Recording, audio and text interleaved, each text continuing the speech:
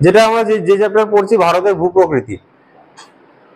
ভারতের ভূপ্রকৃতির কোন কোন কটা ভাগ আছে? মোট 5টা ভাগ আছে। একটা হচ্ছে উত্তরের পার্বত্য অঞ্চল,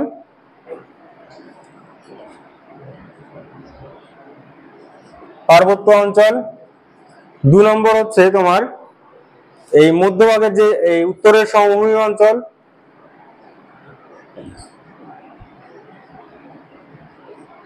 তারপরে মালভূমি অঞ্চল,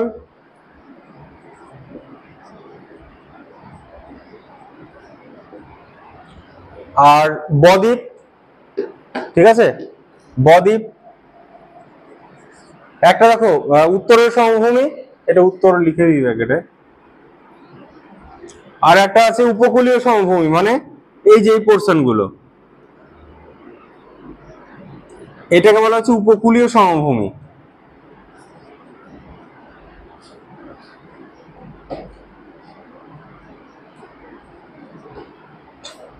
আর 5 নম্বর হচ্ছে বদ্বীপ,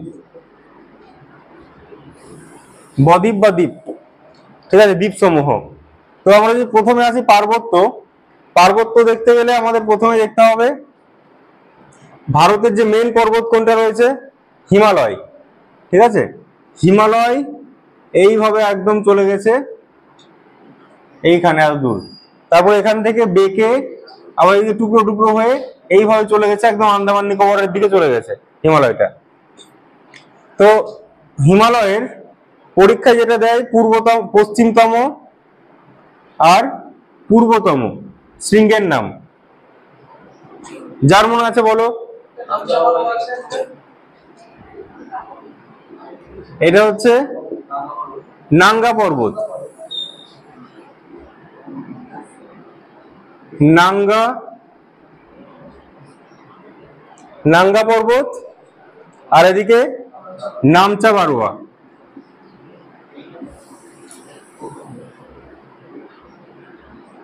নামচা বারোয়া।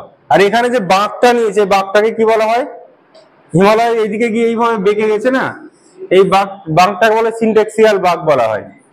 ঠিক আছে, এই বাঁকটাকে বলা হয় সিনটেক্সিয়াল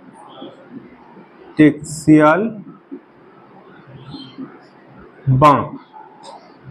এবার দেখো হিমালয়, এইখানে একটা দেশ আছে, এই দেশটার নাম কি? এইটুকুটা,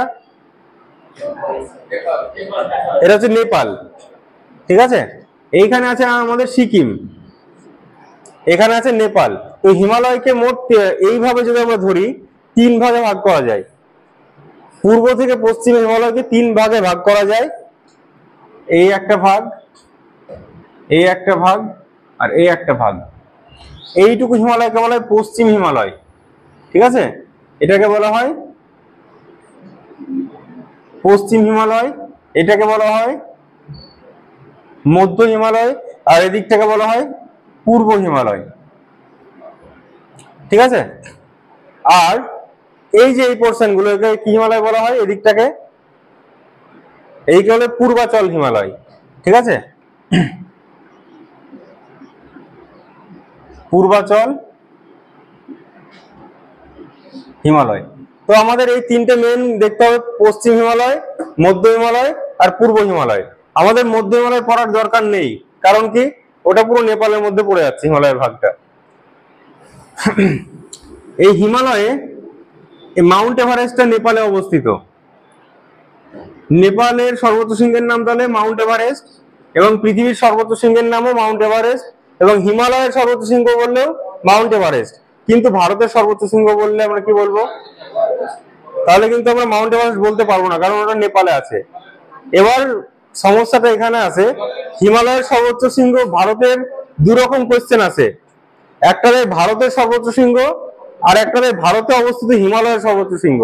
ঠিক আছে, যদি ভারতের বলে, ভারতের সর্বোচ্চ শৃঙ্গ বললে K2 বা গড কুইন অস্টিন। আর যদি বলা হয় ভারতে অবস্থিত হিমালয়ের সর্বোচ্চ শৃঙ্গ, তাহলে বলবো কাঞ্চনজঙ্ঘা, কাঞ্চনজঙ্ঘা। এবার দেখো তাহলে K2টা কোথায় আছে? K2টা আছে এইখানে, একটা পর্বত গেছে, এর নাম কারাকোরাম পর্বত। কারাকোরাম পর্বতের সর্বোচ্চ শৃঙ্গ হচ্ছে K2। এবার এটা আমাদের পাকিস্তানের মধ্যে পড়ে যাচ্ছে, ঠিক আছে, মানে পাকিস্তান যেটা কবজা করে নিয়েছে, দখল করে নিয়েছে, ওটার মধ্যে পড়ে যাচ্ছে। অনেক বইয়ে কি লেখে যে ভারতের সর্বোচ্চ শৃঙ্গ হচ্ছে কাঞ্চনজঙ্ঘা লেখে, ঠিক আছে, যেহেতু এটা আমাদের ভারতে নেই। কিন্তু আমরা কি ভাবি, যদি আমাদের ভারতে না থাকতো আমরা ম্যাপে দেখাতাম। আমাদের ভারতের ম্যাপটা দেখো তো, পুরোটাই আমাদের না, ওরা জাস্ট এমনি দখল করে রেখে দিয়েছে আমাদের। তো তো সেই জন্য ভারতের সর্বোচ্চ শৃঙ্গ বললেই K2 বলতে হবে। আর যদি উল্লেখ করে দেয়, এই কোশ্চেন গুলো পরীক্ষাতে ভুল করে চলে আসবে, বুঝতেও পারবে না। যখন বাড়িতে এসে মেলাবে বা গাড়িতে মেলাতে মেলাতে আসবে, তখন চোখে পড়বে যে হিমালয় কথাটা উল্লেখ করেছিল। হিমালয়ের বললে পরে কাঞ্চনজঙ্ঘা। তো এর উচ্চতা কত K2 এর? 8,800, এই 800 কেন হবে, 8,611, তাই তো। আর ওটা হচ্ছে 8,000, তোমার এটা আছে 500, 8,500 কত আছে কাঞ্চনজঙ্ঘা? 95 মনে হয়। 95 না? আগের দিন আমি দেখো দিয়েছি, একবার দেখো তো উচ্চতা দিয়েছি কাঞ্চনজঙ্ঘার। এই পড়াতে এসে অনেক সময় মাথাতে আসে না, মাথার উপর দিয়ে চলে যায়। 8,611 আর 586, 586 আর 611, ঠিক আছে, 611, এটা 8,586 মিটার। আর এভারেস্টের কত? 8,848.86 বা 86, হ্যাঁ না, এখন অফিসিয়াল ওই 86 টাকাই ধরে। তো দেখো, তো ভারতে ধরো তিনটে, যদি পূর্ব থেকে পশ্চিমে বলা হয় তিনটে ভাগ। এবার এই যে মানে প্রায় 2,500 কিলোমিটার মতো হিমালয় বিস্তৃত, ঠিক আছে, এইদিকে। আর যদি এটা আসবে না জানার জন্য বলছি আমি, একটা পাতাকে যদি আমরা ভাঁজ করি, দেখো পাতাটা দেখো তাহলে বুঝতে পারবে। একটা পাতাকে যদি ভাঁজ করি, ঠিক আছে, যত আমি কাছাকাছি আসবো তত পাতাটা উঁচু হচ্ছে। তো দেখো, যত বেশি চাপ বাড়ছে, যত কাছে আসবে তত উঁচু হচ্ছে। আর যেদিকে কম কাছে যাবে উচ্চতাটা কমবে। মানে এইদিকে যে দুটো প্লেট ছিল, দুটো পাতের নাম কি? হিমালয় যেখানে আছে আগে কি ছিল? আগে টেথিস সাগর ছিল, কিন্তু এটা হচ্ছে অঙ্গারা ল্যান্ড, আর এই দিকটা হচ্ছে গন্ডোয়ানা ল্যান্ড। দুটো কাছাকাছি আসে এবং ভাঁজ হয়ে উপরের দিকে উঠে যায়।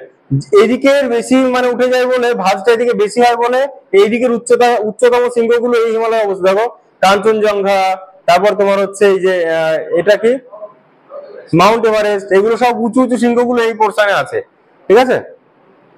তো এইদিকের তোমার হিমালয়ের যে প্রস্থটা 200 কিমি, মানে চওড়াই 200 কিমি।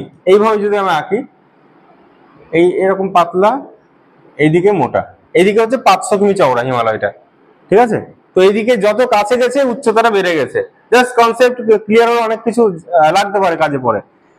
এবার দেখো, তাহলে এদিকে 500 বললাম, হ্যাঁ 500 কিমি।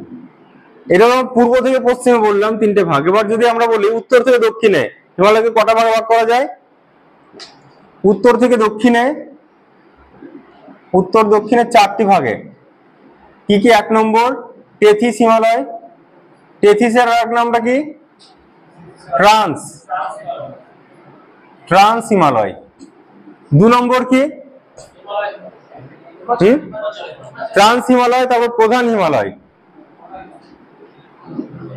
বা মেইন হিমালয়। 2 নম্বরে, এই 3 নম্বরে হিমাচল হিমালয়। 4 নম্বরে শিবালিক হিমালয়, শিবালিক। তাহলে দেখো, এই পোর্শনটা হচ্ছে টেথিস হিমালয়, এই দিকটা এটা হচ্ছে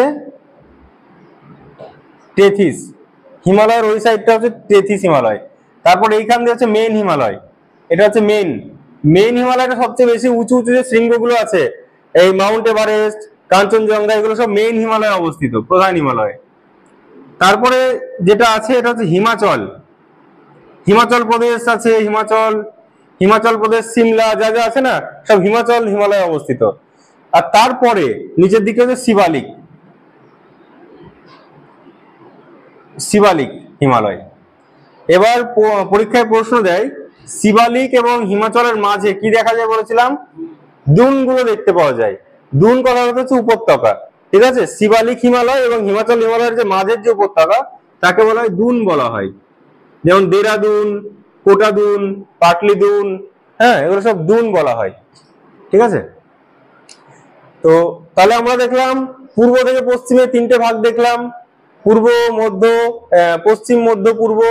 আর উপর থেকে দেখলাম কিভাবে তেথিস হিমালয়, তারপরে প্রধান হিমালয়, মেইন হিমালয়, মধ্য হিমালয়, আচ্ছা এটা তো মধ্য এর জন্য লিখেছিলাম, এখানে হচ্ছে হিমাচল, তারপর শিবালিক, আর এটা হচ্ছে প্রধান হিমালয়।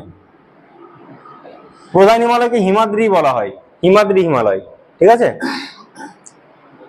এবার এই তেথিস হিমালয় মানে হিমালয়ের যে এই পোর্শনটা, কাশ্মীরের এই পোর্শনগুলো সব তেথিস হিমালয়ের মধ্যে পড়ছে। এই দিকের পর্বতগুলো পরস্পর দেয়, দেখো এই পর্বতটার নাম কি, কারাকোরাম, তারপরে লাদাখ, তারপরে জাসকার, তারপরে পীর পাঞ্জাল। এইদিকে পরস্পর শৃঙ্গগুলো রয়েছে, পরস্পরই পরীক্ষায় দেয়, পরস্পর সাজাও, ঠিক আছে। কলেজ পাস বলেছিলাম, কলেজ পাস। তাহলে ক লয় একার বর্গের যে কলেজ পাস, পাসটা এমনি দেওয়া হয়েছে, পীর পাঞ্জালের প আছে, দেখো ক মানে কারাকোরাম, ল মানে লাদাখ,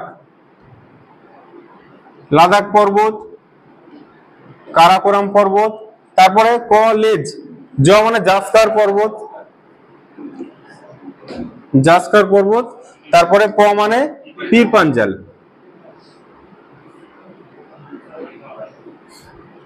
পীর পাঞ্জাল। এবার দেখো এই যে পীর পাঞ্জাল যেটা আঁকলাম আমি, এইখানে যে পাঁচটা আজ পড়া দিয়েছিলাম, কোয়েশ্চেনও দিয়েছিলাম তোমাদের, এইখানে আছে পীর পাঞ্জাল, ঠিক আছে। এখানে আছে হচ্ছে কাশ্মীর, আর এখানে আছে জম্মু, ঠিক আছে। জম্মু থেকে কাশ্মীর যাওয়ার জন্য দেখতে পাচ্ছ, এটার জন্য জম্মু থেকে কাশ্মীর যাওয়ার জন্য এই পর্বতটার নাম কি, এই পর্বতটার নাম পীর পাঞ্জাল। তাহলে এটার নাম হচ্ছে পীর পাঞ্জাল। পীর, পীর পাঞ্জালটা মাঝে বাধা দিয়েছে, ঠিক আছে, জম্মু থেকে কাশ্মীর যেতে দেবে না। কিন্তু ভগবান এরকম অনেক ছোট ছোট পাস তৈরি করে দিয়েছে, তোমরা ওই পাস দিয়ে তোমরা যেতে পারবে। তো এইখানে যে পাসটা আছে সেটা হচ্ছে বানিহাল পাস। এই বানিহাল পাস দিয়ে জম্মু থেকে কাশ্মীর যাবে। আর কে বেশি বাণী ছাড়তে বললাম, জ্ঞান দিত জওহরলাল নেহরু। তো দেখো পাশে কিন্তু মানে দুর্গম, তো অসুবিধা হয়, সবসময় যাওয়া যায় না, সেজন্য সরকার কি করছে, এখানে একটা টানেল তৈরি করছে যার নাম জওহর টানেল। টানেল হচ্ছে মানুষ তৈরি করছে, ঠিক আছে। এটা এটা হচ্ছে বানিহাল পাস, বানিহাল পাস। আচ্ছা এবার যদি বলি এটা হচ্ছে লাদাখ, এই দিকটাকে বলা হচ্ছে লাদাখ, ঠিক আছে। লাদাখের এই পোর্শনটা এতটা হচ্ছে চীন দখল করে নিয়েছে, যাকে কি বলা হয়, অক্সাই চীন বলা হয়। আর এই পোর্শনটা যেটা পাকিস্তান দখল করে রেখেছে যেটা কি বলা হয়, পিওকে, পাক অকুপাইড কাশ্মীর। তো এই এবার যদি বলি এই যে লাদাখ, হ্যাঁ, লাদাখের রাজধানীর নাম লে। তো এখানে লে বলে যে জায়গাটা আছে, তো কাশ্মীর থেকে লে যাওয়ার জন্য এইখানে একটা পাস আছে, এই পাসটা হলো জোজিলা, ঠিক আছে। এই দুটো পাস বেশি করে ভালো করে ছবির মতো মনে রাখবে, জোজিলা।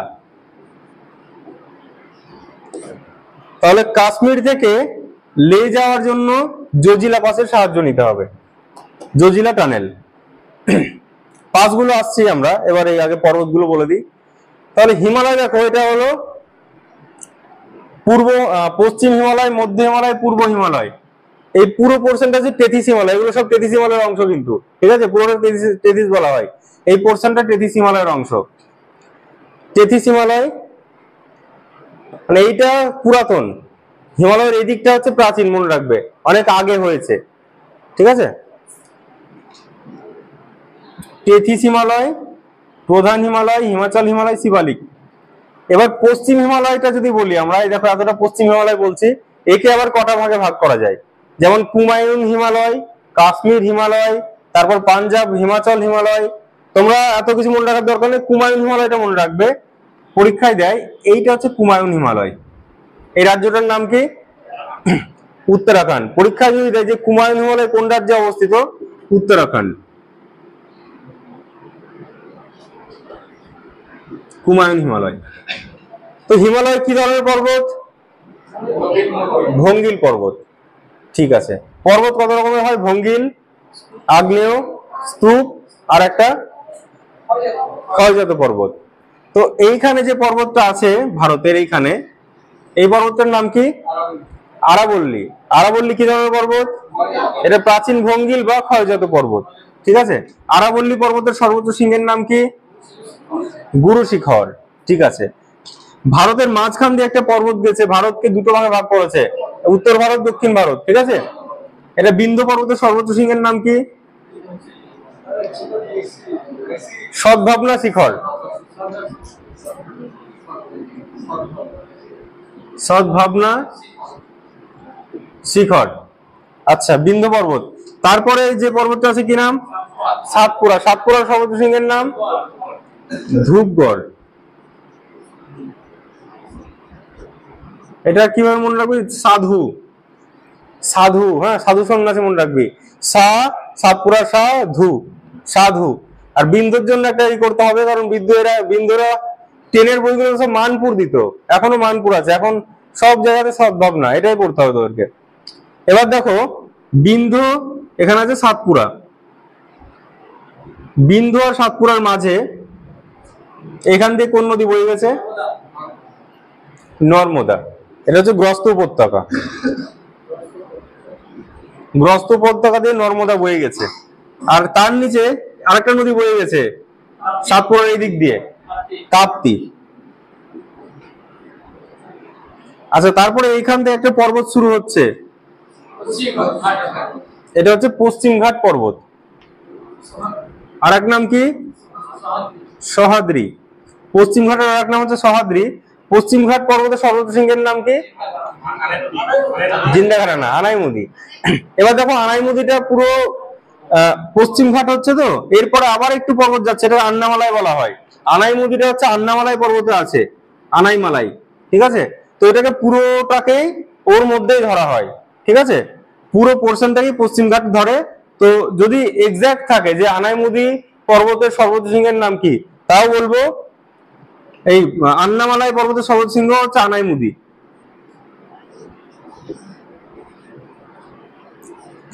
এবং পুরো যে দক্ষিণ ভারতের সর্বোচ্চ শৃঙ্গ হচ্ছে আনাইমুদি। ঠিক আছে, পুরো দাক্ষিণাত্য মালভূমির। এরপর এদিক দিয়ে যে পর্বতটা এসছে এর নাম কি? পূর্বঘাট। পূর্বঘাট। পূর্বঘাটের সর্বোচ্চ শৃঙ্গের নাম জিন্দাগাডা। নামগুলো ভয়ঙ্কর না? জিন্দাগাডা। আচ্ছা, তাহলে পূর্বঘাট, জিন্দাগাডা, পশ্চিমঘাট, আনাইমুদি। তো এই দুটো, এই মাঝখানে একটা মেলবন্ধন করেছে, দুটো পর্বতকে মিলিয়েছে। কোনটা? নীলগিরি। এখানে আছে নীলগিরি পর্বত।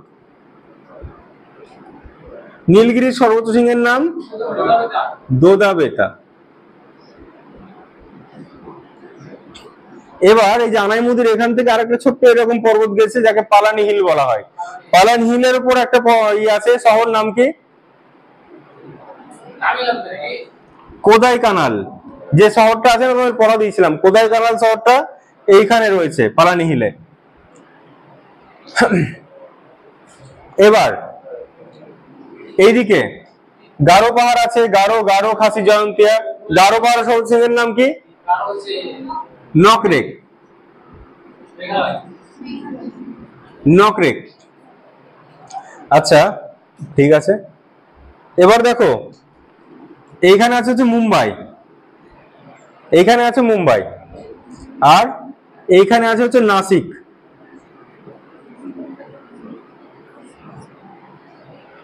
নাসিকের কি বিখ্যাত? নাসিকের কমলা লেবু বিখ্যাত। কমলা লেবু, পেঁয়াজটাও নাসিকের পেঁয়াজও নাম শুনেছি। তো মনে রাখবি নাসিকের কমলা লেবুই মনে রাখবি। থালাই করে নাসিকের কমলা লেবু নিয়ে আসছে, মনে রাখবে, থালাই করে নাসিকের কমলা লেবু নিয়ে আসছে।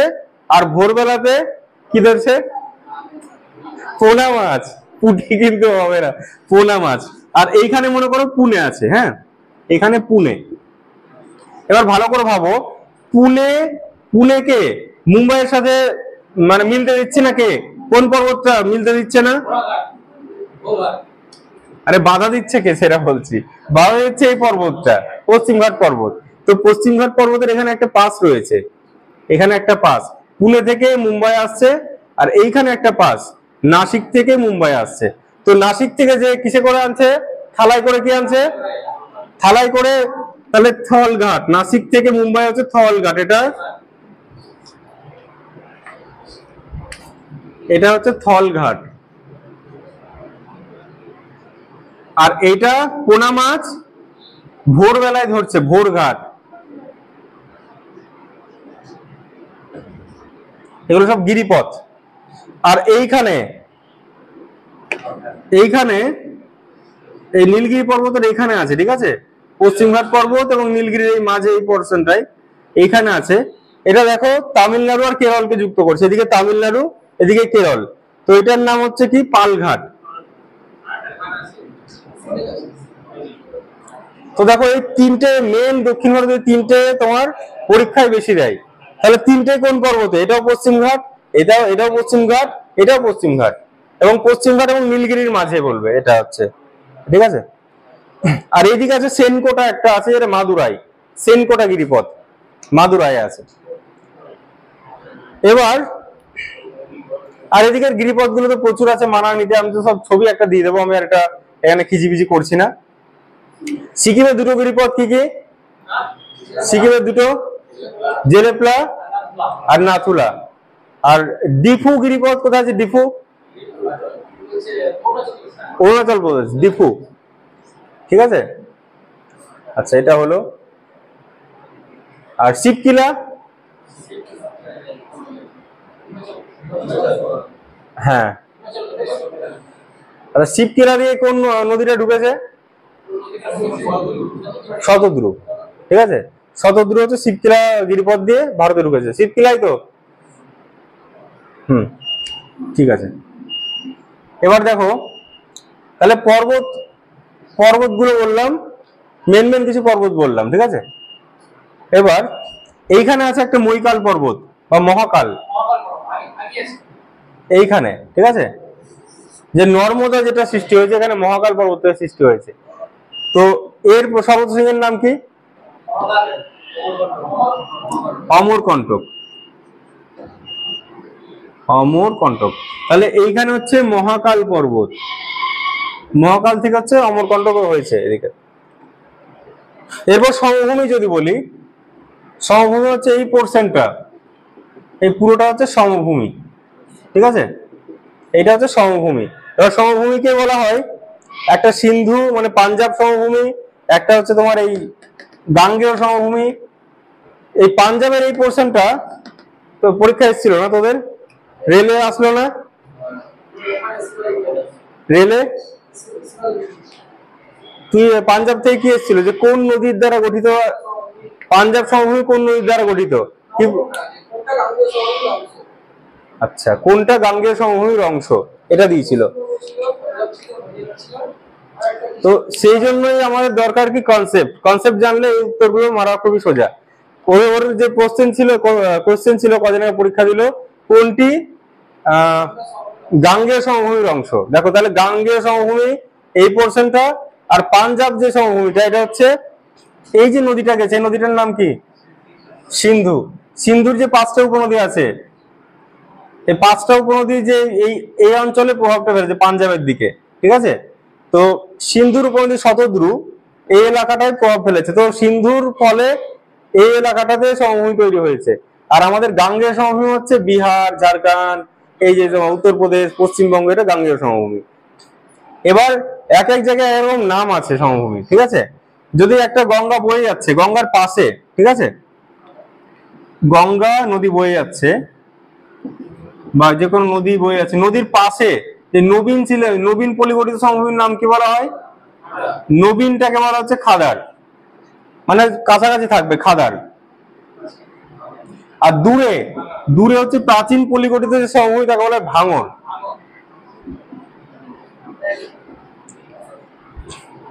আর একটা দেয় পরীক্ষায় যে উচ্চ গঙ্গা সমভূমির নাম কি? ওটা হচ্ছে ধানকার। উচ্চ গঙ্গা সমভূমি হচ্ছে ধানকার, ধানকার। আর পাঞ্জাব থেকে একটা কোশ্চেন দেয়, পাঞ্জাবের নবীন পলিমাটিকে কি বলা হয়? বেট। পাঞ্জাবে হচ্ছে বেট। আমি সব দিয়ে দেবো, নোটসে সব লেখা আছে, শুধু একবার জানলে পরে পড়তে সুবিধা হবে, নাহলে কিন্তু অসুবিধা লাগবে পড়তে। বেট হলো। এবার এই যে পর্বত তো শেষ হচ্ছে, এবার রেলে দিয়েছিল, কার কোন ব্যাচে দিয়েছিল রেলের? পর্বতের যে একদম পাওয়া যাচ্ছে, তুই বললি না, কে বললো জানো একটা কোশ্চেন? খাদার, পলি, তরাই, তার উপর হচ্ছে ভাবর, তোরটাই দিয়েছিল, রেলের এই কোশ্চেনটা দিয়েছিল। এগুলো কনসেপ্ট ক্লিয়ার থাকলে উত্তরগুলো সহজে মারতে পারবে। দেখো একটা পর্বত শেষ হলো, ঠিক আছে, এই যে পর্বতের পাদদেশে একটু মানে বড় বড় শিলাখণ্ড গঠিত মাটি দেখা যায়, ঠিক আছে, বড় বড় শিলা চূর্ণ যে মাটি তাকে বলা হচ্ছে ভাবর, তাকে বলা হয় ভাবর। তারপরে আর একটু নিচের দিকে যখন যাবে তখন একটু গুঁড়ো গুঁড়ো একটা স্যাঁতসেঁতে মাটি দেখা যায়, তাকে বলা হয় তরাই। ভাবরের পরে হচ্ছে তরাই।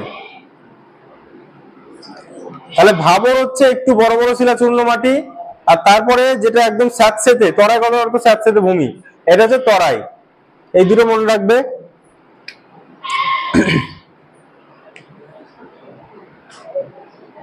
এবার আসি মালভূমি।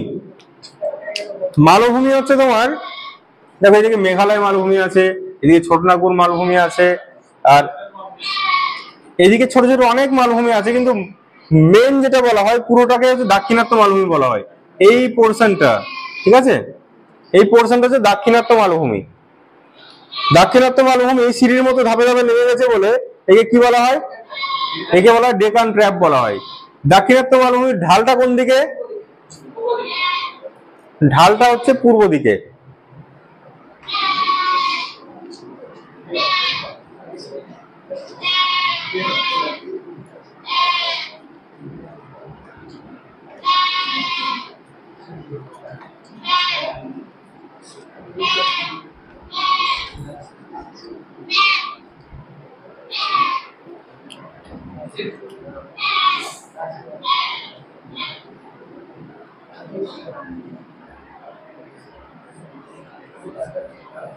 দেখো এই যে পোর্শনটা আমরা বলছি এটা হচ্ছে দাক্ষিণাত্য মালভূমি। দাক্ষিণাত্য মালভূমিটা একটা আগ্নেয় তোমার হচ্ছে লাভা গঠিত মালভূমি। হ্যাঁ, লাভাগুলো ভূপৃষ্ঠে যখন কোন রকম বিস্ফোরণ ছাড়াই কোন একটা ফাটল দিয়ে বেরিয়ে আসে তারপর জমা হয়, একে বলা হয় বিদার অগ্নুৎপাত। ঠিক আছে, বিদার অগ্নুৎপাতের ফলে এই শিলাটার নাম কি? ব্যাসল্ট শিলা। ব্যাসল্ট শিলা দিয়ে তৈরি লাভা একবার বেরিয়ে আসলো, জমা হলো, আবার 500 বছর পর হয়তো আবার একটা লাভা হলো, আবার বেরিয়ে আসলো, আবার জমা হলো, আবার হয়তো 5000 বছর পর আবার বেরিয়ে আসলো, আবার জমা হলো, শুকলো, এরকম করে জমে জমে জমে জমে জমে জমে সিঁড়ির মতো ধাপে ধাপে যে ভূমিরূপ তৈরি হয় এটা হচ্ছে দাক্ষিণাত্য মালভূমি বলা হয়। সিঁড়ির কথা হচ্ছে ট্র্যাপ, যেহেতু দাক্ষিণাত্য বলে আমরা ডেকান, ডেকানে সিঁড়ির মতো যে ভূমিরূপ তাকে বলা ডেকান ট্র্যাপ। সেই জন্য দাক্ষিণাত্য মালভূমির আর এক নাম ডেকান ট্র্যাপ। ট্র্যাপ মানে হচ্ছে সিঁড়ি, ডেকান ট্র্যাপ। ঠিক আছে, এবার এটা ব্যাসল্ট শিলায় গঠিত। ব্যাসল্ট শিলার রং কেমন?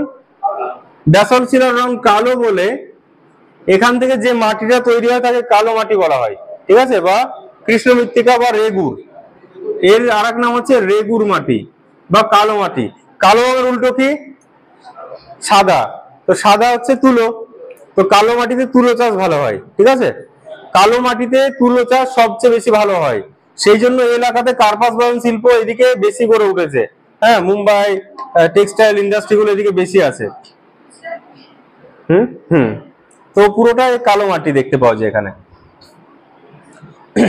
আর এইদিকে যে রাজস্থান যেটা আছে, রাজস্থানে কোন মাটি দেখতে পাওয়া যায়? মরু মৃত্তিকার নামটা কি? সিরোজেম। সিরোজেম। আর পাহাড়ি এলাকায় যে মাটি দেখতে পাওয়া যায়, পটজল মাটি। পটজল মাটি। আচ্ছা, আর যেটা হচ্ছে লবণাম্ব মাটিকে কি বলা হয়? লবণাম্ব মৃত্তিকা বলা হয়। ঠিক আছে, এটা হচ্ছে হ্যালোফাইট উদ্ভিদ জন্মায় এখানে। আর আর আর মৃত্তিকা, ল্যাটেরাইট, ওগুলো মৃত্তিকা চ্যাপ্টার তো পরে আসবোই। দেখো মালভূমিতে আছি, পরীক্ষায় দিতে পারে যে ঢাল কোন দিকে। ঠিক আছে, এর ঢালটা হচ্ছে এই দিকে। এটা কোন দিক? পূর্ব দিক। সেই জন্য দাক্ষিণাত্য মালভূমিতে যে নদীগুলো বয়ে গেছে সব কিন্তু পূর্ব দিকে বয়ে গেছে। যেমন এইখানে আছে গোদাবরী, তারপরে আছে কৃষ্ণা, এদিকে আছে কাবেরী। তাহলে এগুলো হচ্ছে পূর্ব বাহিনী নদী বলা হয় ভারতের। পরীক্ষা দিতে পারে এর মধ্যে অমিল কি খুঁজে বের করো, দিয়ে দিল কৃষ্ণা, গোদাবরী, কৃষ্ণা, কাবেরী, নর্মদা। তো নর্মদা কিন্তু পশ্চিম বাহিনী। ঠিক আছে, তাপ্তি, তাপ্তি হচ্ছে পশ্চিম বাহিনী, এটা মনে রাখবে। নর্মদা, তাপ্তি এটা পশ্চিম বাহিনী, গোদাবরী, কৃষ্ণা, কাবেরী হচ্ছে পূর্ব বাহিনী নদী।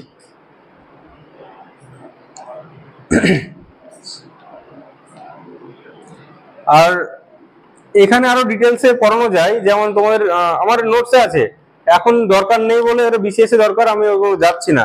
প্রত্যেকটার 3-4টে ভাগ ছবি আঁকা আছে, এরকম দেখবে। বিন্ধ্য পর্বতের ভাগ ভাগ করে দিয়েছি, সাতপুরার ভাগ ভাগ করে দিয়েছি, ওটা এখন দরকার নেই, কিন্তু তোমরা পরে পড়ে নিতে পারবে। এখন এই 2-3 মাস এগুলো পড়ার দরকারই নেই, এই ছবিগুলো আমার নোটসে আছে, দেখে নেবে। আচ্ছা, তো আমরা মালভূমি বললাম। এবার দেখো উপকূলীয় সমভূমি, এটা ভালো করে দেখতে হবে। উপকূলীয় সমভূমির কি কি নাম আছে? এই যে উপকূলে, এটা হচ্ছে গুজরাট সমভূমি। ঠিক আছে, গুজরাট উপকূল বলা হয়। তারপর এই পোর্শনটা, এই দিকটায় কি উপকূল বলা হয়? মুম্বাইয়ের দিকটা কোঙ্কণ উপকূল, এটাকে বলা হয় কোঙ্কণ উপকূল। তারপরটা কর্ণাটক উপকূল, তারপরটা মালাবার উপকূল। মালাবার উপকূল থেকে কি কোশ্চেন দেয়? মালাবার উপকূলের বালিয়ারি দেয়। মালাবার উপকূলের বালিয়ারির নাম কি? থেরিস, থেরিস বলা হয়। আর মালাবার উপকূলের যে বালি থেকে থোরিয়াম পাওয়া যায়, সেই বালিটার নাম কি? মোনাজাইট বালি বা মোনাজাইট স্যান্ড। মোনাজাইট বালি থেকে থোরিয়াম পাওয়া যায়। পরমাণু বোমা তৈরির জন্য ইউরেনিয়াম থোরিয়াম যা লাগে না, এই থোরিয়ামটা পাওয়া যায় মোনাজাইট বালি, যেটা পাওয়া যায় মালাবার উপকূলে। এই মালাবার উপকূল মশলার জন্য খুব বিখ্যাত কিন্তু। হ্যাঁ, এদিকে মশলা, কেরালার কি চাষ বেশি হয়? রাবার, এগুলো চাষ বেশি হয়। আর এই উপকূলে তোমার যে হ্রদগুলো দেখতে পাওয়া যায়, এগুলোকে কি বলা হয়? এগুলো বলা হয় কয়াল, কয়াল বলা হয়। ঠিক আছে, এবার এই দিকটা যে উপকূল, এই উপকূলটার নাম কি? করমন্ডল উপকূল। তাহলে এটা কোন রাজ্য? তামিলনাড়ু। করমন্ডল উপকূল তামিলনাড়ুকে বলা হয়। এই উপকূলে দুবার বৃষ্টিপাত হয়। ঠিক আছে, পরীক্ষা যদি কখনো দেয় যে কোন উপকূলে দুবার বৃষ্টিপাত হয়, করমন্ডল উপকূলে। কেন হয়? একবার যখন মৌসুমী বায়ুটা আসছে তখন একবার বৃষ্টি হয়ে যাচ্ছে, আবার যখন ফিরে আসছে, ফিরে আসার পরে জলের উপর দিয়ে যখন আসে আবার মেঘ তৈরি হয়ে যায়, তখন এখানে বৃষ্টি হয়ে আবার ফিরে যায়। তো এই উপকূলে দুবার বৃষ্টিপাত হয়। আর তারপরে এখান থেকে এতটাকে বলে উত্তর সরকার উপকূল। উত্তর, এর আবার ভাগ ভাগ আছে, দরকার নেই। উৎকল উপকূল, ঠিক আছে, উত্তর সরকার মনে রাখলেই হবে। উত্তর সরকার, অন্ধ্র উপকূল, উৎকল উপকূল, ভাগ ভাগ আছে, দরকার নেই, পুরোটা মনে রাখবো উত্তর সরকার উপকূল। ঠিক আছে, আমাদের অনেক জিনিস ছাড়তে হবে, মানে কিছু যেটুকু পড়বো এই এক্সাম ওরিয়েন্টেড ওইটুকুই পড়তে হবে। এই যদি বিসিএস এর জন্য পড়তাম তখন কি করতাম? তেলেঙ্গানা মালভূমি পড়তাম, কর্ণাটক মালভূমি, তোমাদের আলাদা আলাদা আছে দেখবে আমার নোটসে, আলাদা করে সব আছে, ওগুলো আমরা এখানে পড়বোই না আমরা। এবার দেখো এইখানে উড়িষ্যা, উড়িষ্যায় একটা হ্রদ আছে, কি নাম? চিল্কা হ্রদ। এটা কি? এটা ভারতের সবচেয়ে বড় লেগুন। ঠিক আছে, যে সমুদ্রের পাশে যে লবণাক্ত হ্রদগুলো দেখতে পাওয়া যায় এটা লেগুন বলা হয়। তো এশিয়ার এবং ভারতের সবচেয়ে বড় লেগুন হচ্ছে চিল্কা, ভারতের এবং এশিয়ার। আর এই চিল্কাকে উপহ্রদও বলা হয়। উপহ্রদ কেন? কারণ যে হ্রদের তিন দিক মাটি, একদিক সমুদ্রের সাথে কানেক্ট, সেটাকে হচ্ছে উপহ্রদ বলা হয়। তো চিল্কাটা হচ্ছে এইরকম, একদিক সমুদ্রের সাথে কানেক্ট আছে। ঠিক আছে, এটা হচ্ছে চিল্কা হ্রদ। এবার দেখো দ্বীপ। উপকূলীয় সমভূমি বললাম, তাহলে কোঙ্কণ উপকূল, কর্ণাটক উপকূল, মালাবার উপকূল, করমণ্ডল, উত্তর সরকার। এই করমণ্ডল উপকূলে এইখানে একটা হ্রদ আছে ভাই। একে আটকা কে, ওকে আটকা। কাস্পিয়ান কাহা সে কাহা গায়া ভাই? এখানে আছে কাস্পিয়ান, এইদিকে আছে। হ্যাঁ, এটা পুলিকট, এটা হচ্ছে পুলিকট। আর গোদাবরী কৃষ্ণার মাঝে যে এইখানে যদি আঁকি, এটা হচ্ছে কোলেরু। ঠিক আছে, এটা হচ্ছে কোলেরু। কার কোলে বলেছিলাম? অন্ধ মানুষের কোলে, মানে একটা অন্ধ মানুষের কোলে বাচ্চা বসে, তাহলে অন্ধ্রপ্রদেশ হচ্ছে কোলেরু। আর এই পুলিকটটা হচ্ছে তামিলনাড়ু এবং অন্ধ্রপ্রদেশের বর্ডারে। হ্যাঁ, যা থাকবে সেটা উত্তর হবে, এটা পুলিকট।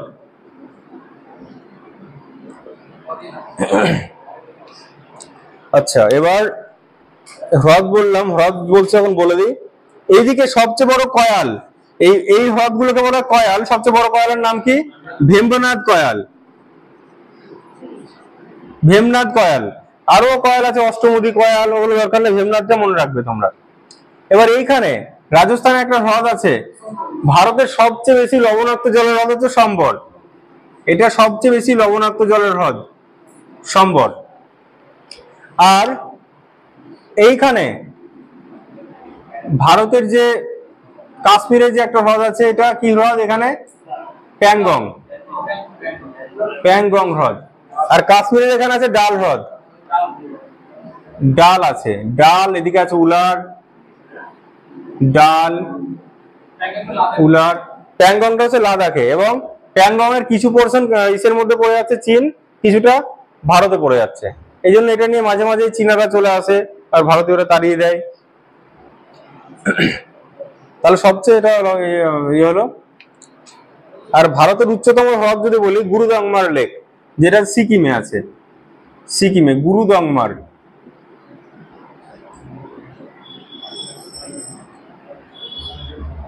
আর এইখানে যদি আমরা আঁকি,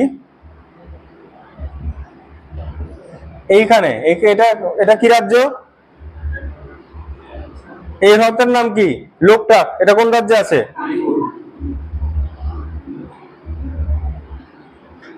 লোকটাক হচ্ছে মণিপুর। তো লোকটাক হ্রদ কোন রাজ্যে? ডাইরেক্ট কোশ্চেন দিতে পারে পরীক্ষায়, কোন রাজ্যে? এটা হচ্ছে মণিপুর। তো লোকটাক টাকে মণি, এটা মনে রাখতে পারবে। আগেকার দিনে সাপের মাথায় মণি দেখতে পেতাম, কিন্তু এখন কি দেখছি? একটা মানুষের টাকে, চকচকে একটা টাক আছে, তার উপর মণি, একটা লোকের টাকের উপর মণি দেখতে পাওয়া যাচ্ছে, লোকটাক। ওকে, বদ্বীপ বললাম, পার্বত্য বললাম, সমভূমি বললাম, মালভূমি বললাম, উপকূলীয় বললাম, বদ্বীপ বললাম। বদ্বীপ বলিনি। দেখো বদ্বীপ, এখানে সুন্দরবন, সুন্দরবনে পরীক্ষায় দেয় কটা দ্বীপ আছে? 102। ঠিক আছে, 102টা দ্বীপ আছে হচ্ছে সুন্দরবনে। এইখানে যে দ্বীপগুলো আছে তোমাদের পড়িয়েছিলাম,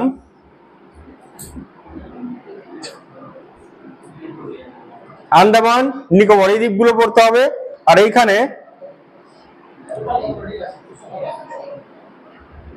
এখানে হচ্ছে মালদ্বীপ, মিনিকয়। এখানে তোমার লাক্ষাদ্বীপে কটা দ্বীপ আছে এটা পরীক্ষায় দেয়। ঠিক আছে, আচ্ছা, আমি ওই চ্যাপ্টারে কি ছিল না আমার ভূগোলে, দ্বীপগুলো দিইনি।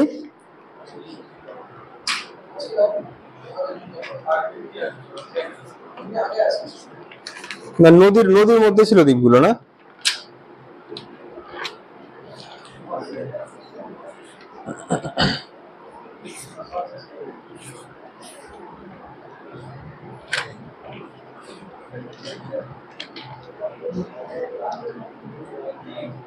নদীর মধ্যে আছে।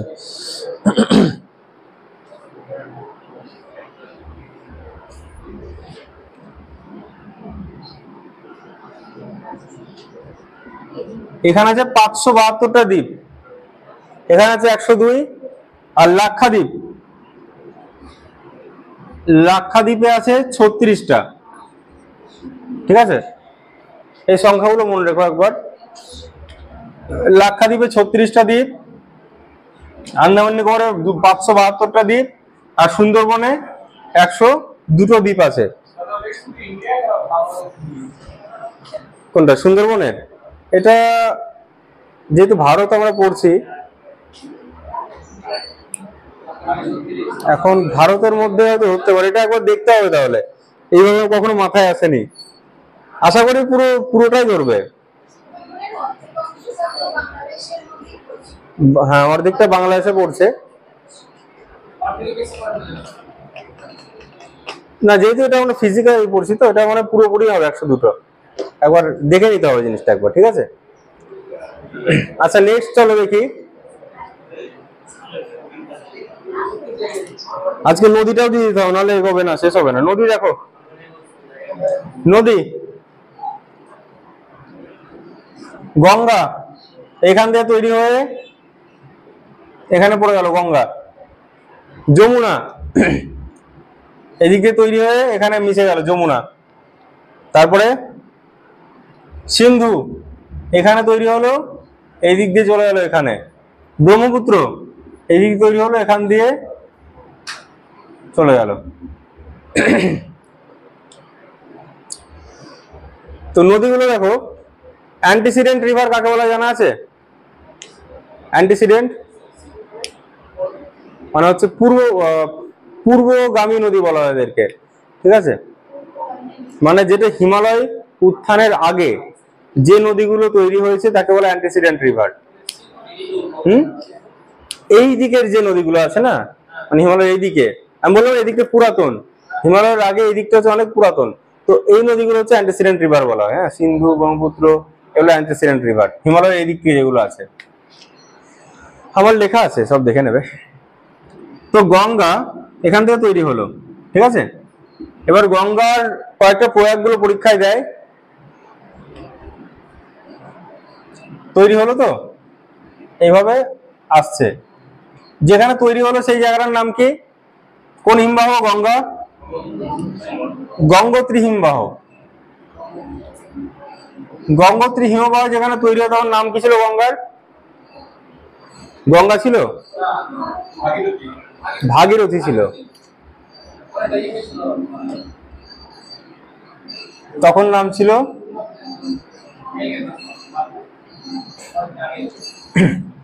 ভাগীরথী। এবার এই দিক থেকে একটা নদী আসছিল,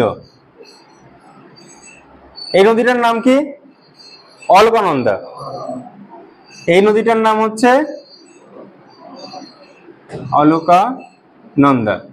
ভাগীরথী আর অলকানন্দা যেখানে মিশলো, এখান থেকে হয়ে গেল নাম গঙ্গা, ঠিক আছে? তো মনে রাখবে এই প্রয়াগটাকে কি বলা হয়? দেব প্রয়াগ। তো দেব হচ্ছে ভাগীরথীতে স্নান করতে এসেছিল আমাদের রঘুনাথগঞ্জে, তাহলে ভাগীরথীতে দেব স্নান করতে এসেছিল। হ্যাঁ, দেব প্রয়াগ হচ্ছে অলকানন্দা এবং ভাগীরথী দেব প্রয়াগ। এরপরে বিভিন্ন প্রয়াগগুলো আছে। এইখানে একটা প্রয়াগ যেটা হচ্ছে তোমার ধৌলি গঙ্গা, ধৌলি গঙ্গার সাথে অলকানন্দার মিলিত হয়েছে, এটা কি প্রয়াগ হবে?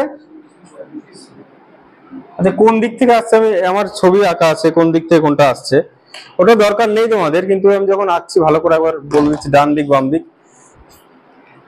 ধৌলি গঙ্গাটা হচ্ছে ডান দিক থেকে, এদিক থেকে, এটার নাম ধৌলি গঙ্গা। ধৌলি গঙ্গা এসে যেখানে মিশছে, কার সাথে মিশছে? এই নদীটার নাম কি? অলকানন্দা প্লাস ধৌলি গঙ্গা, এটা কি প্রয়াগ বলবো? বিষ্ণু প্রয়াগ। তারপরে তার নিচে এইখান থেকে একটা নদী আসছে যার নাম পিন্ডার। পিন্ডার নদী অলকানন্দার সঙ্গে মিশছে, এটার নাম কি? কর্ণপ্রয়াগ।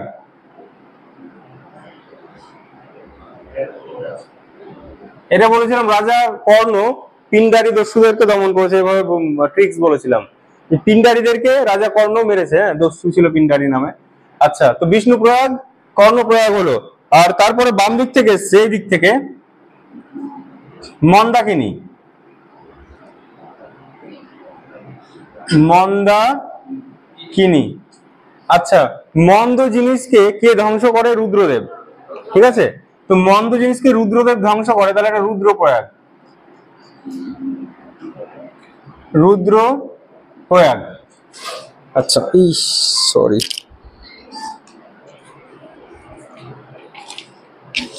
আচ্ছা, আর আর হ্যাঁ মন্দাকিনী হলো। আচ্ছা, মন্দাকিনীর পরে একদম এখানে এসে মিলল হচ্ছে তোমার দেবপ্রয়াগ।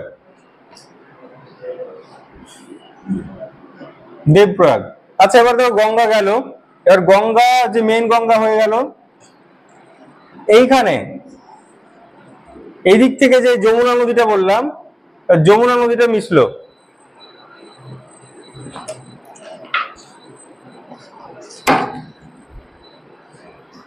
এদিকটা একটু মুছে দিই।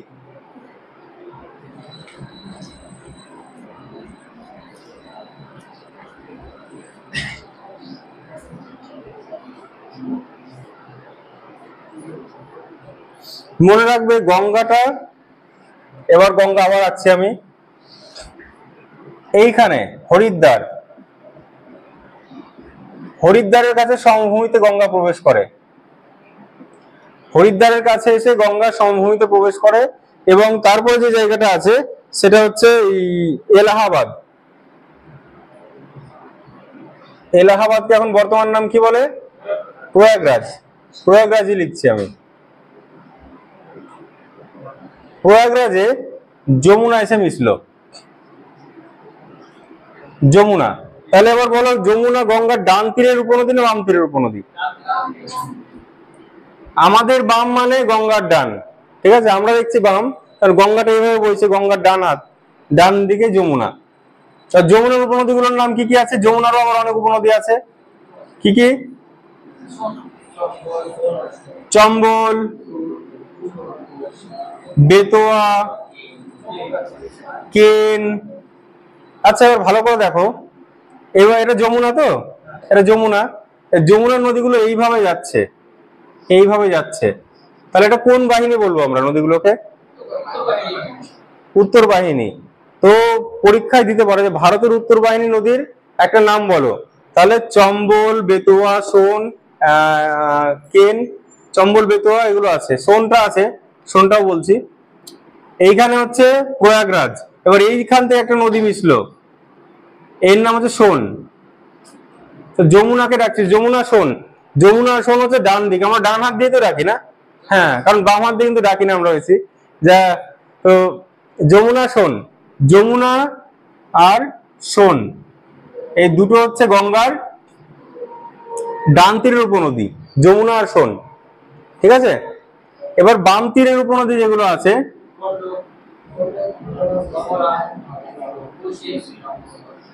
বাম তীরের উপনদী গুলো কি কি আছে?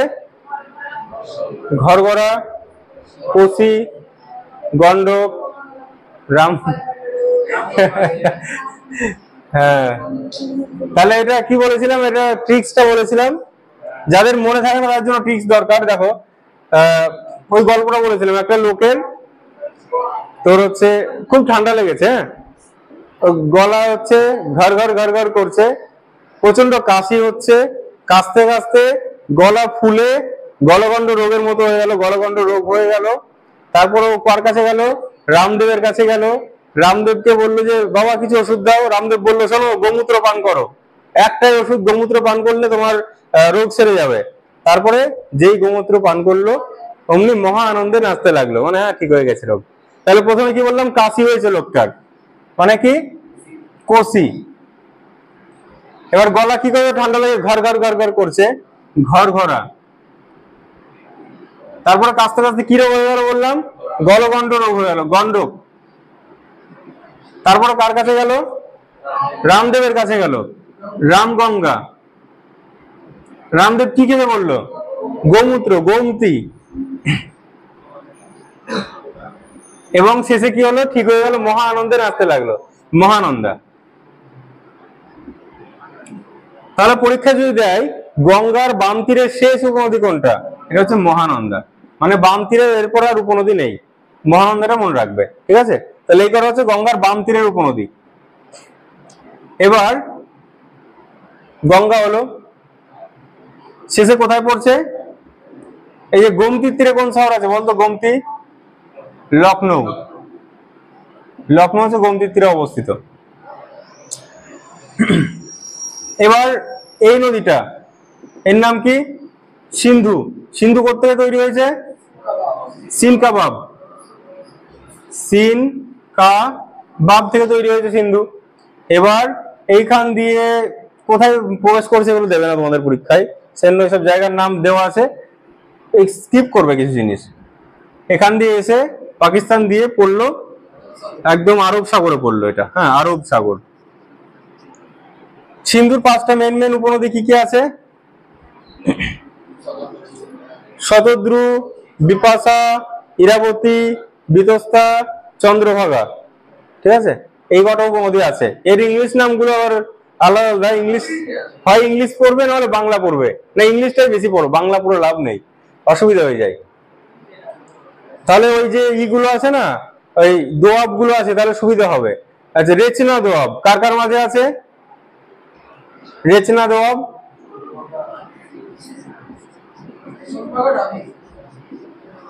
দোয়াব কথার অর্থ কি জানো, দোয়াব মানে দুটো নদীর মধ্যবর্তী নিচু ভূমিকে দোয়াব বলে, আর দুটো নদীর মাঝে উচ্চ ভূমিকে কি বলা হয়, জল বিভাজিকা। মানে দুটো নদীকে ভাগ করে জল বিভাজিকা, আর দুটো নদীর মাঝের যে নিচু অংশ তাকে দোয়াব বলা হয়, এটা দোয়াব। এবার দেখো রেচনা, র মানে হচ্ছে রাভি, আর চ মানে হচ্ছে চেনাব। রাভি আর চেনাব, রাভির বাংলা কি, রাভি মানে হচ্ছে ইরাবতী, আর চেনাব মানে চন্দ্রভাগা। তো ইরাবতী আর চন্দ্রভাগা এর মাঝের যে অংশ তাকে বলে রেচনা দোয়াব। তোমরা যদি ইংলিশটা জানো, রাভি, চেনাব, দেখো তাহলে ইংলিশটা জানাটা বেশি দরকার, তাহলে কাজটা হয়ে যাবে। এই কয়েকটা দোয়াবের নাম আমার খাতায় লেখা আছে, পড়ে নেবে।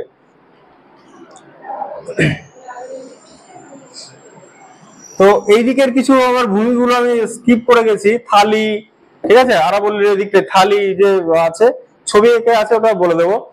আগে নদীটা শেষ করি। সিন্ধু হলো, এবার ব্রহ্মপুত্র। ব্রহ্মপুত্র নদীটা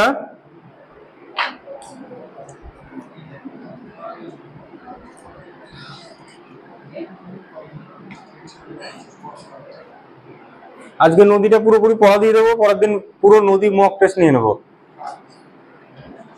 দেখো এইখান থেকে তৈরি হচ্ছে, ঠিক আছে, এইখান থেকে তৈরি হয়ে এইরকম বাংলাদেশ, বাংলাদেশ দিয়ে চলে যাচ্ছে এটা।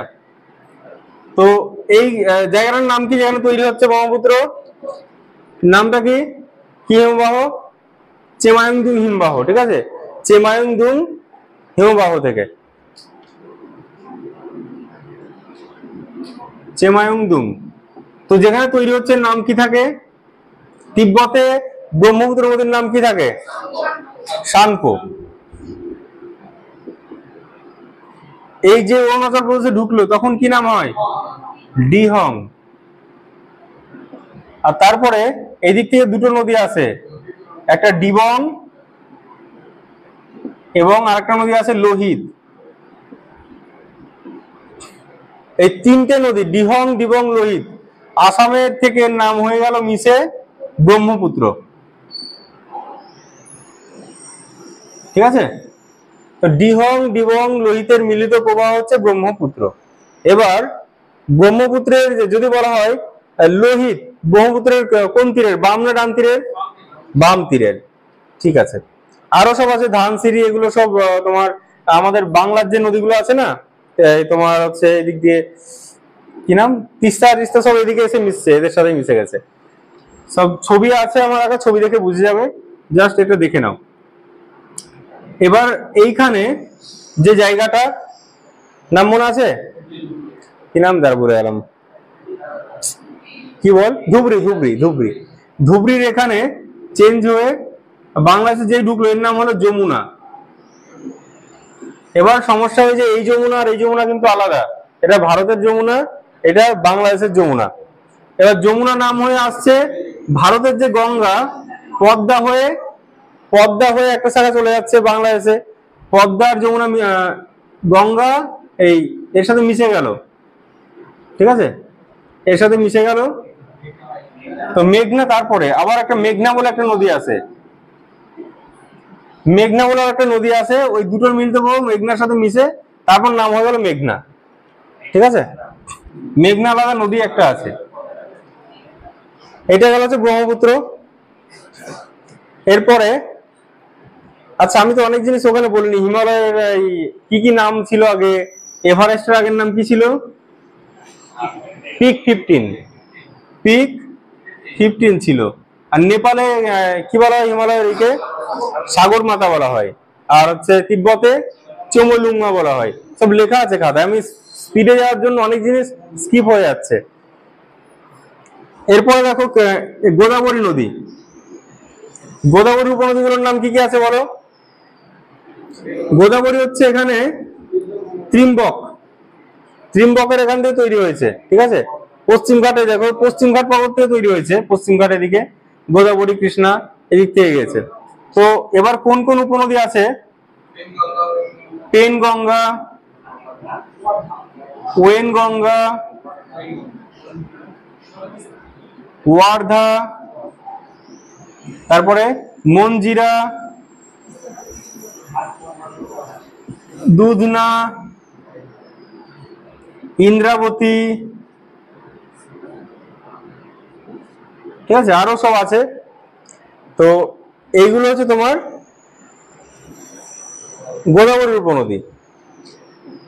আর কৃষ্ণা কোত্থেকে হয়েছে? মহাবালেশ্বর। মহাবালেশ্বর থেকে কৃষ্ণা নদী তৈরি হয়েছে। কৃষ্ণার উপনদীগুলো কি কি ওই গল্পটা মনে আছে বলেছিলাম? কৃষ্ণার জন্য বলেছিলাম, আর এটা না আমি গোদাবরী বলেছিলাম, গোদাবরী আর বলছি না, কৃষ্ণাটা বেশি মনে থাকে সবার। তো একটা কারো জানা আছে কৃষ্ণার উপনদী? জানা আছে? তাহলে গল্পটা শুনলে কাজে লাগবে। একটা মাসি ছিল, একটা একটা কাজের মাসি ছিল, সে কিন্তু কৃষ্ণ ঠাকুরের খুব ভক্ত ছিল। তাহলে মাসির সাথে কৃষ্ণ ঠাকুরের একটা কানেকশন রাখতে হবে, নাহলে ভুলে যাবা কোনটা কৃষ্ণা কোনটা গোদাবরী। তো একটা তোর ভোজ বাড়িতে রান্না বান্না হয়েছে, লোকটা ভীষণ কিপটে ছিল, হ্যাঁ, প্রায় 500 লোকের আইটেম ছিল, আর শুধুমাত্র একটা ভীম সাবান দিয়েছে ওই মাসিটাকে মাজার জন্য, ঠিক আছে। তো মাসিটা কি করলো, মালপত্রগুলো ঘাটে নিয়ে গেল, পাশে ঘাট আমাদের, এবং কি দিয়েছে, কি সাবান দিয়ে মাঝে? ভীম সাবান, একটা ভীম সাবান দিয়েছে। আর লোকটা খুব কিপটে ছিল, এটা মনে রাখবি। মাসিটা সাবান শেষ হয়ে গেল, মাসি তবুও খারাপ পায়নি বা খারাপ ভাবেনি, কারণ মাসিটা ভদ্র ছিল, ঠিক আছে। থাক, কি করবো, আবার গেলে পরে দেবে না, উল্টে কথা শোনাবে। যে সাবান শেষ হয়ে গেল, কি দিয়ে মাজলো? কয়লা দিয়ে, পাশে কয়লার ছাইটাই ছিল, কয়লা দিয়ে মেজে দিল। কি মাজলো? মালপত্র গুলো, ঠিক আছে। তাহলে দেখো কে কে মাজলো? মাসি। কোথায় নিয়ে গেল? ঘাটে, ঘাট প্রভা। আর মাসি মানে মুসি, মুসি ঘাট প্রভা কি নিয়ে গেল? মালপত্র নিয়ে গেল, মাল প্রভা। মাসিটা কেমন ছিল? ভদ্র ছিল, কিন্তু তুঙ্গভদ্রা। দুটো নদী আছে, তুঙ্গভদ্রা, দুটো মিলে তুঙ্গভদ্রা হয়, হ্যাঁ, ভদ্র ছিল। তারপর শেষে কি দিয়ে মাজলো? শেষে কয়লা দিয়ে মাজলো, কয়না। আচ্ছা, তার আগে কি দিয়ে মাজছিল? ভীম সাবান দিয়ে, তাহলে ভীমা। তাহলে দেখো মুসি, ঘাটপ্রভা, মালপ্রভা, তুঙ্গভদ্রা, কয়না, ভীমা। আচ্ছা, মুসি কোন ঠাকুরের ভক্ত ছিল? তাহলে কৃষ্ণ মানে কোন নদীর উপনদী এগুলো? কৃষ্ণার উপনদী এগুলো সব, ঠিক আছে। এবার কৃষ্ণ ঠাকুরকে যখন নিয়ে আসছিল, যখন মাথায় করে একটা ঝুড়ি ছিল, মাথায় কে নিয়ে আসছিল সমুদ্রের মধ্যে দিয়ে মাথায় করে? মাসি না, আমরা দেখি না একটা ছবি এরকম সাপ থাকে, হ্যাঁ, হুম, যাই হোক, বসুদেব না, না বাসুদেব, বাসুদেব। আচ্ছা, বাসুদেব। তো মনে রাখবে এইগুলো, এটা কি বলা হয়? নাগ। নাগ মানে তো সাপ, তো নাগ, শেষ নাগ। আচ্ছা, যাই হোক, তো নাগটা মনে রাখতে হবে। নাগের সাথে কোন ঠাকুর বলছি আমি? কৃষ্ণা ঠাকুর, কৃষ্ণা। তাহলে কৃষ্ণা নদীর উপর নাগার্জুন সাগর প্রকল্প রয়েছে। তো নাগার্জুন সাগর প্রকল্প, এখানে একটা ড্যাম রয়েছে যার নাম নাগার্জুন সাগর, নাগার্জুন সাগর। আর এইখানে যে এটা আছে উড়িষ্যায়, এটা কোন ড্যাম আছে মহানদীর ওপর? মহানদীর উপর আছে হীরাকুদ, হীরাকুদ। মনে রাখবি মহাদেব হীরের আংটি পরে, ঠিক আছে? মহাদেব তো হীরের আংটি পরে। এবার মহানদীর উপনদীগুলোর নাম মনে আছে? মহানদীর উপনদীর নাম সেওনাথ, হাসদেও, মান্ড, ইব, এগুলো সেগুলোর গল্প বানিয়েছিলাম। আর এখন সময় নষ্ট করবো না এটা নিয়ে, তোমরা আছে পড়ে নেবে। এরপরে দেখো কাবেরী। কাবেরী এখানে ব্রহ্মগিরি থেকে তৈরি হয়েছে কাবেরী, ব্রহ্মগিরি। কাবেরী, সিমসা, ভবানী, এই দুটো খুব পরীক্ষায় বেশি দেয়। সিমসা, ভবানী, তারপর তোর লক্ষণাবতী, লক্ষণ তীর্থ, কি আছে লক্ষণাবতী, ঠিক আছে? এগুলো সব আছে, পড়ে নিবি। এই কটার মধ্যে থেকে পরীক্ষায় বেশি দেয়। আর তাপ্তি আছে এখানে, নর্মদা, তাপ্তি, মাহি, নর্মদা, তাপ্তি। শুধু পরীক্ষায় তাপ্তি থেকে কোশ্চেন দেয়। তাপ্তি কোন কোন পর্বতের কাছ দিয়ে গেছে, নর্মদা কোন দুটো পর্বতের মাঝ দিয়ে গেছে, এটা পরীক্ষায় অনেকবার দেয়। নর্মদা কি হবে? এইদিকে বিন্ধু, এদিকে সাতপুরা। বিন্ধু আর সাতপুরার মাঝে নর্মদা, আর সাতপুরার এই পাশে হচ্ছে তাপ্তি। এটা মনে রাখতে হবে। এইখানে এইখানে কচ্ছের রণ রয়েছে গুজরাটে। কচ্ছের রণে একটা নদী পড়েছে যেটা বলা হয় অন্তর্বাহিনী নদী, লুনি। নদীর নাম হচ্ছে লুনি। নদীর আর একটা কোশ্চেন দেয়, এই কর্মক্রান্তি রেখাকে কোন নদীটা দুবার অতিক্রম করেছে?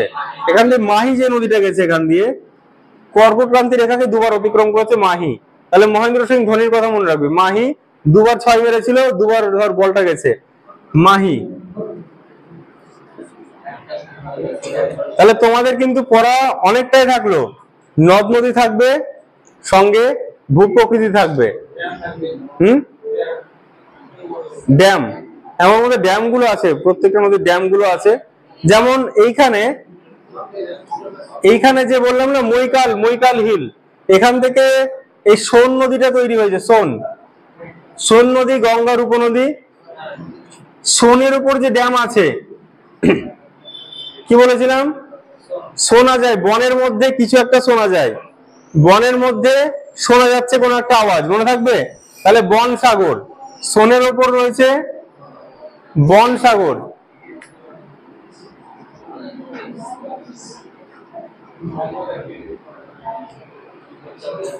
আর এখানে দেখো একটা, এটা কোন নদী গেছিলাম? কোন নদী এটা? যমুনা। যমুনার উপনদী গেছিলাম না, বেতোয়া। চম্বল, বেতোয়া, কেন, আঁকলাম। তো এখানে যে বেতোয়া নদীটা আছে, বেতের উপর একটা, বেতোয়ার উপর একটা ড্যাম আছে।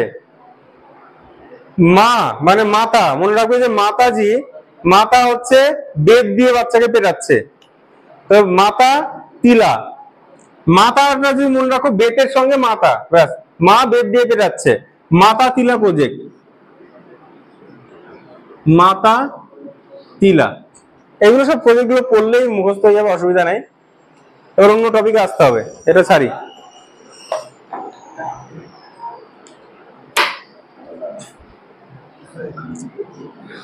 এবার আমি না দেখে ধরবো যা পড়ালাম। বলো, দাক্ষিণাত্য মালভূমির ঢাল কোন দিকে? লাক্ষাদ্বীপে কটা দ্বীপ আছে? সুন্দরবনে কটা দ্বীপ আছে? পর্জল মাটি কোথায় দেখতে পাওয়া যায়? পার্বত্য এলাকায়। সিরোজেম মাটি কোথায় দেখতে পাওয়া যায়? সিরোজেম রাজস্থানে, মরু অঞ্চলে। মাতাতিলা প্রজেক্ট কোন নদীর উপর? বেতোয়া। বনসাগর, বনের মধ্যে শোনা যায়, শোন। সোন হচ্ছে কার উপনদী? গঙ্গার। গঙ্গার উপনদী।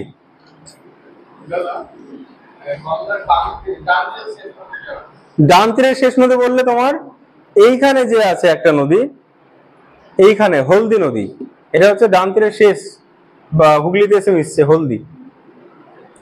আচ্ছা এবার বলো যে রুদ্রপ্রয়াগ, রুদ্রপ্রয়াগ কোন নদী মিলিত হয়েছে? রুদ্রদেব মন্দ জিনিসকে ধ্বংস করে। ঠিক আছে, এবার বলো কর্ণপ্রয়াগ কোন নদী মিশছে? কর্ণ কাদেরকে দমন করেছিল? কোন দস্যু? পিণ্ডারী দস্যুদের কর্ণ। ঠিক আছে। আচ্ছা ব্রহ্মপুত্র কোন তিনটে নদীর মিলিত প্রবাহ? দিহং, দিবং আর লোহিত।